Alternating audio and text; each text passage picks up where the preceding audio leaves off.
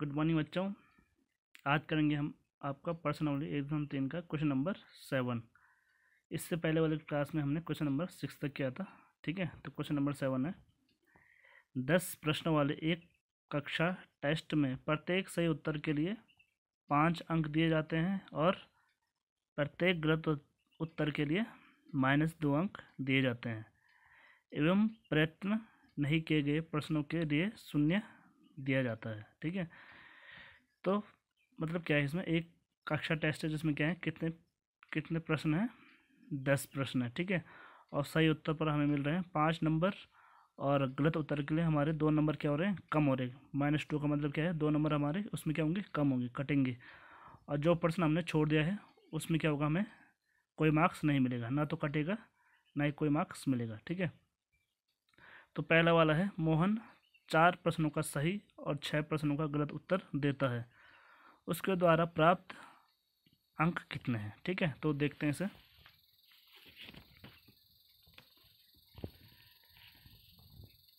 तो हमें क्या दिया है, कक्षा टेस्ट में प्रत्येक सही उत्तर के लिए 5 अंक दिए जाते हैं और प्रत्येक गलत उत्तर के लिए -2 अंक दिए जाते हैं। तो मोहन को 4 सही उत्तरों पर प्राप्त अंक 4 सही उत्तर दिए हैं, तो एक सही उत्तर पर 5 अंक है, तो 4 सही उत्तर पर क्या होगा, 4 गुणा 5, तो 4 पंजे कितना हुआ, 20 अंक। ठीक है बच्चों, फिर ऐसे ही मोहन को 6 गलत उत्तरों पर प्राप्त अंक, एक गलत उत्तर पर क्या है, -2 अंक हैं, तो 6 पर क्या होगा, 6 से गुणा हो जाएगा, 6 गुणा -2, तो 6 दूनी 12 प्लस माइनस का माइनस, तो -12। अब हमें लिखना है मोहन द्वारा कक्षा टेस्ट में प्राप्त कुल अंक, तो कुल कितने होंगे, 20 अंक ये हैं और -12 अंक ये हैं, दोनों को क्या कर देंगे, जोड़ देंगे, तो 20 धन -12। अब ये क्या आएगा, 20 ये प्लस माइनस का -12, तो 20 में से 12 गया, कितना है, 8 अंक। तो मोहन को कक्षा टेस्ट में कुल कितने अंक प्राप्त हुए, 8 अंक। ठीक है बच्चों, तो मोहन ने क्या किया था, 4 सही उत्तर दिया है और 6 गलत उत्तर दिए, यानी उसने कोई भी पर्सन नहीं छोड़ा है। 6 4 कितना हुआ, 10, तो उसने पूरे के पूरे 10% सॉल्व करने की कोशिश की थी। ठीक है, अब इसका दूसरा वाला है रेशमा के 5 सही उत्तर हैं और 5 गलत उत्तर हैं, उसके द्वारा प्राप्त अंक कितने हैं। ठीक है, तो इससे भी निकालते हैं ऐसे जैसे हमने अभी निकाला था। तो रेशमा को 5 सही उत्तरों पर प्राप्त अंक, तो 5 सही उत्तर पर कितने हो जाएंगे, 5 गुणा 5, 5 गुणा 5, तो 5 बन जाए कितना हो जाएगा, 25 अंक। ऐसे नीचे रेशमा को 5 गलत उत्तरों पर प्राप्त अंक, 5 गलत उत्तर पर क्या होगा, 5 गुणा -2, तो 5 दूनी 10 -10 अंक। ठीक है, यानी उसके क्या होंगे, 10 अंक कटेंगे। तो अब रेशमा द्वारा कक्षा टेस्ट में प्राप्त कुल अंक, तो 25 धन -10, दोनों को हम ऐड कर देंगे, तो 25 प्लस माइनस का माइनस कितना हो जाएगा, 10, तो 25 में से 10 गए, 15 अंक। तो रेशमा को कक्षा टेस्ट में कुल 15 अंक प्राप्त होते हैं। अभी बच्चों इसका तीसरा वाला, हीना ने कुल 7 प्रश्न किए, उनमें से 2 का उत्तर सही और 5 का उत्तर गलत है, तो उसे कितने अंक प्राप्त होते हैं। ठीक है, तो उसने कुल कितने किए, 7 प्रश्न किए। ठीक है, तो ऐसा होता है कभी कि आपको कोई प्रश्न नहीं आते हों तो उन्हें आप छोड़ देते हो, तो इन्होंने भी वैसे ही किया कि 7 प्रश्न कर दिए और 3 प्रश्न को छोड़ दिया।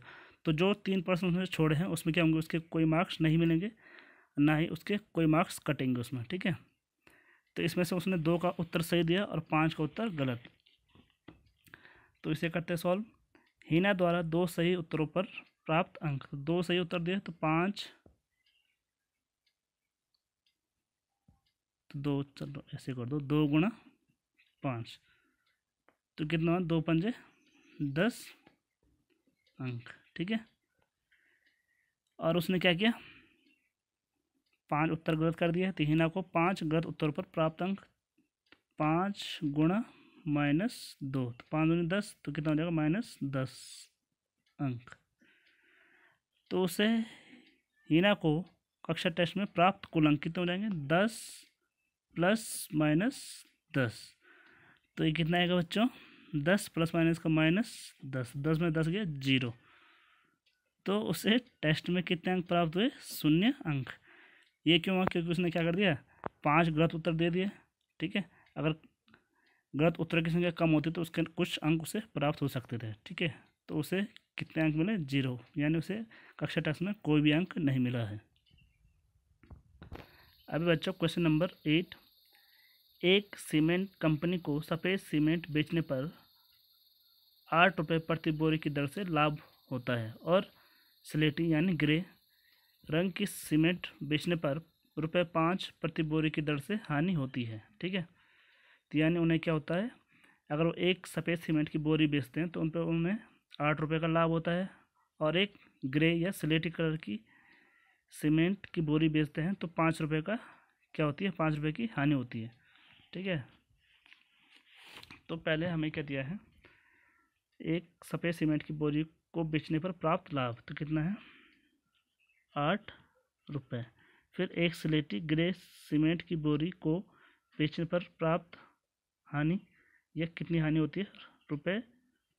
₹5 की। ठीक है, तो अब हमें निकालना है, पहला वाला है, ए वाला है, किसी महीने में वह कंपनी 3000 बोरियां सफ़ेद सीमेंट की और 5000 बोरियां स्लेटी सीमेंट की बेचती है, उसका लाभ अथवा हानि क्या है? तो हमें बताना है उसमें उसे लाभ हुआ है या हानि हुआ है, और लाभ हुआ तो कितने का लाभ हुआ है, और हानि हुई तो कितने की हानि हुई है। तो हमें ये बताना है इसमें। तो 3000 सफ़ेद सीमेंट की बोरियों को बेचने पर प्राप्त लाभ, तो पहले हमें इसका लाभ निकालना पड़ेगा। एक बोरी पर है 8 रुपये का, तो 3000 बोरी पर कितना होगा? 8 गुणा 3000, तो 8 3 कितना होगा? 24। तो 24 कितना होगा? 24,000 रुपये।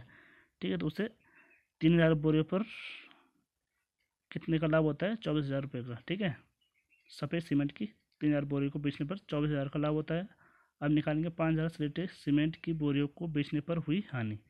तो एक बोरी पर 5 रुपये है, तो 5000 बोरियों पर 5 गुणा 5000, तो कितना होगा? 5 बने 25, तो क्या होगा? 25,000 रुपये की उसे क्या हुई? हानि हुई। तो यहाँ देखो बच्चों, क्या है जो हमारा लाभ है वो क्या है? हानि से क्या है? छोटा है। ये इसको हम ऐसे भी ले सकते हैं कि जो 24,000 है वो क्या है? 25,000 से छोटा है।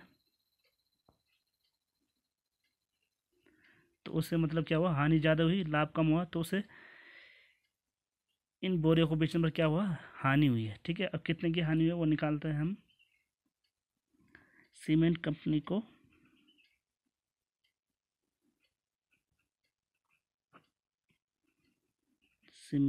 कंपनी को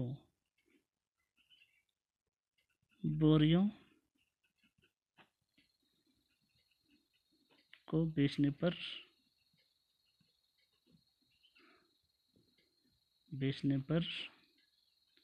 हुई हानि। तो हानि कैसे निकालते हैं हम? कैसे निकालेंगे? हानि माइनस कितना? लाभ। ठीक है, तो 25,000 माइनस 24,000। ठीक है, क्योंकि 25,000 बड़ा था, 24,000 छोटा है, तो इसलिए हमने 25,000 में से 24,000 घटाया, तो कितना हुआ? रुपये कितना? 1,000। तो यानी उसे क्या हुआ? 1,000 रुपये की हानि हुई है। ठीक है बच्चों, अभी बच्चों इसका सेकंड वाला, यदि बेची गई स्लेटी सीमेंट की बोरियों की संख्या 6,400 है तो कंपनी को सफ़ेद सीमेंट की कितनी बोरियां बेचनी चाहिए ताकि उसे ना तो लाभ हो और ना ही हानि? ठीक है, तो हम देखते हैं क्या करना है इसे। तो हम क्या मानते हैं? माना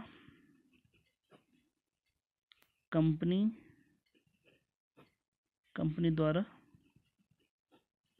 बेची गई सफ़ेद सीमेंट की बोरियों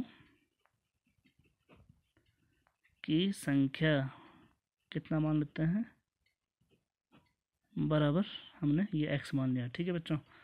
तो अब उसने क्या एक कंडीशन क्या दी है कि ना तो उसे लाभ हो और ना ही हानि। तो यानी क्या हो, दोनों क्या होना चाहिए, बराबर होना चाहिए। अगर उसे 2 रुपये का लाभ होगा तो हानि भी कितनी होगी, 2 रुपये की होगी। ठीक है, उतना ही लाभ होगा उतनी हानि होगी। तो ये क्या हो रहा है, इस क्वेश्चन में सही बैठ रहा है।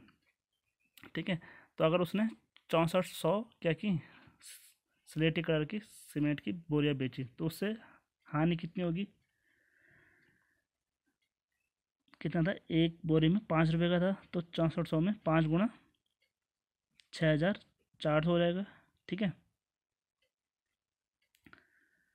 तो या फिर ऐसा समझ लो क्या होगा, उसे लाभ बराबर क्या होगा, हानि। ठीक है, क्योंकि हमें दिया है, क्या दिया है हमें, ना तो उसे लाभ हुआ और ना ही क्या हुई, हानि। ठीक है, तो ये कब होगा, जब दोनों बराबर होंगे, लाभ बराबर क्या होगा, हानि। तो लाभ कितने का होगा, सफ़ेद सीमेंट की कितनी बोरियां बेची उसने, x, तो x गुणा क्या आएगा, एक बोरी पर कितना है, 8, x गुणा 8। ठीक है, और यहाँ हानि कितने की हुई, एक बोरी पर 5 है, 5 रुपये की है, तो 6400 पे 5 गुणा कितना, 6400। अब क्या होगा, जो ये 8 है ये कहाँ जाता है, इसके नीचे जाता है। ठीक है, इसके साथ गुणा है, तो x बराबर क्या आएगा, x बराबर 5 गुणा 6400/8। ठीक है, ये इसके नीचे जाता है। तो यहाँ इसको कैंसिल कर लो, 8 कम 8 और 8 8 64 और 2 जीरो बच गए, तो ये आ गया। तो x बराबर कितना है, 8 बन जाए 40 और 2 जीरो इसके आ जाएंगे। ठीक है, तो उसे क्या करना पड़ेगा, सफ़ेद सीमेंट की 4000 बोरियां बेचनी पड़ेंगी, ताकि उसे क्या हो, ना तो लाभ हो और ना ही हानि हो। तो हम क्या लिखेंगे, कंपनी को सफ़ेद सीमेंट की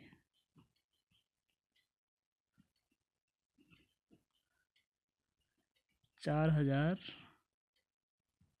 बोरियां बेचनी चाहिए, ताकि उसे ना तो क्या हो, ना तो लाभ हो और ना ही क्या हो, हानि हो। ठीक है बच्चों, आगे यहाँ तक समझ में, ठीक है।